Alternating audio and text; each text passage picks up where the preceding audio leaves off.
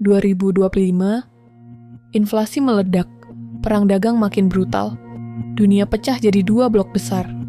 Ini bukan film fiksi, ini kenyataan yang sedang kita hadapi. Selamat datang di Agnivarta, tempat kita bongkar satu persatu apa yang sebenarnya sedang terjadi di balik panggung dunia. Tahun 2025 ini, banyak orang ngerasa dunia makin aneh. Harga-harga naik gila-gilaan, negara saling ancam, blok-blok ekonomi saling jegal. Banyak yang bilang, ini cuma siklus biasa. Tapi kalau kita tarik benang merahnya, kelihatan jelas, ada terlalu banyak krisis yang meledak bersamaan. Dan kita semua ada di tengah-tengahnya. Jadi pertanyaannya, ini semua cuma kebetulan? Atau kita memang lagi menuju krisis besar yang bisa ngubah tatanan dunia? Oke, mari mulai dari yang paling terasa, ekonomi. Kita udah hidup di era inflasi sejak pandemi. Tapi sekarang beda.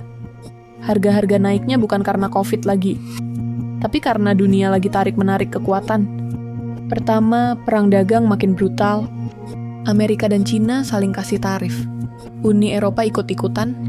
Trump, yang balik lagi jadi presiden, langsung pasang tarif tinggi buat negara-negara pro-BRICS, termasuk Indonesia.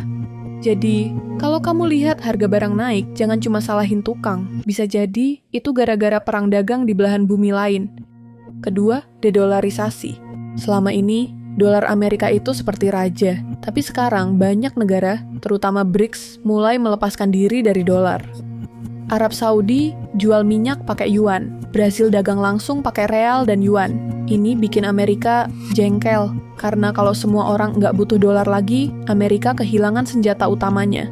Ketiga, krisis pangan dan energi. Karena cuaca makin ekstrim, ditambah konflik global, distribusi makanan dan bahan bakar jadi terganggu. Negara-negara yang dulu ekspor, sekarang nahan buat kebutuhan dalam negeri. Akibatnya, harga gandum, beras, dan solar makin gila. Kita nggak cuma lagi hadapi resesi, tapi bisa jadi lagi masuk era ekonomi baru, di mana dunia pecah jadi blok-blok yang nggak saling percaya. Kalau ekonomi itu pondasinya, konflik militer itu temboknya, dan tembok ini sekarang retak di banyak sisi. NATO makin agresif. Sejak Rusia invasi Ukraina, NATO tambah kuat, Swedia dan Finlandia gabung. Rusia makin terpojok, tapi juga makin siap balas. BRICS juga makin solid. Nggak cuma Rusia, China, India, sekarang ada Arab Saudi, Iran, Uni Emirat Arab, bahkan Indonesia. BRICS yang dulu dianggap cuma forum ekonomi, sekarang jadi blok tandingan politik dan militer. Dunia makin mirip kayak zaman perang dingin. Timur Tengah, seperti biasa, panas. Perang Gaza belum selesai. Iran makin galak. Israel bersiap. Banyak analis bilang, satu tembakan salah aja bisa jadi domino besar di kawasan Timur Tengah.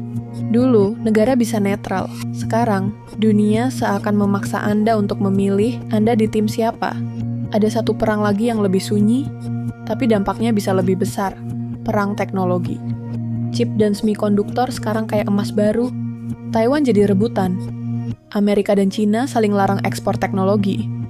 Ini bukan cuma rebutan untung, tapi soal siapa yang bakal kuasai masa depan digital.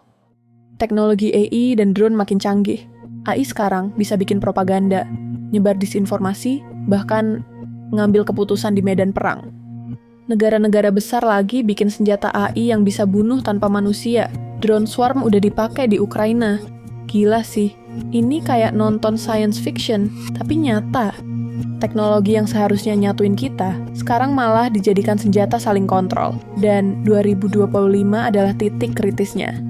Pertanyaannya, semua ini pengaruhnya apa buat kita di Indonesia? Secara ekonomi, kita ini negara dagang. Kalau perang dagang makin parah, ekspor bisa anjlok. Barang impor jadi mahal, harga naik, daya beli turun. Dan pemerintah makin pusing cari dana pembangunan. Secara geopolitik, kita di posisi super rumit. Tengah-tengah Amerika dan China, Laut Cina Selatan memanas, Natuna makin rawan. Kalau ASEAN nggak kompak, kita bisa jadi korban perang pengaruh 2 blok besar. Tapi tunggu dulu, bukan cuma ancaman, ada juga peluang. Kalau kita main cerdas, kita bisa jadi alternatif supply chain global. Investor bakal lirik ke negara yang stabil, nggak ikut perang. Tapi syaratnya kita harus kuat secara internal, kompak, dan gesit. Tahun 2025 bisa jadi bencana atau malah peluang besar, tergantung kita lihatnya dari sisi mana. Jadi, apakah kita sedang menuju malapetaka? Mungkin iya kalau kita cuek dan gak siap. Tapi juga bisa jadi momen penting buat dunia nyadar bahwa sistem lama udah gak bisa dipertahankan. Bahwa tatanan dunia harus diubah, bukan dengan perang, tapi dengan kolaborasi. Di Agnivarta, kita bukan mau menakut-nakuti, tapi ngajak kamu ngerti. Dunia ini kompleks, dan kita harus jadi warga yang peka. Karena perubahan besar itu nggak pernah datang diam-diam. Kalau kamu merasa video ini membuka wawasan baru, bantu kami sebarkan. Like, komen, dan subscribe Agnivarta. Karena dunia tidak pernah benar-benar tenang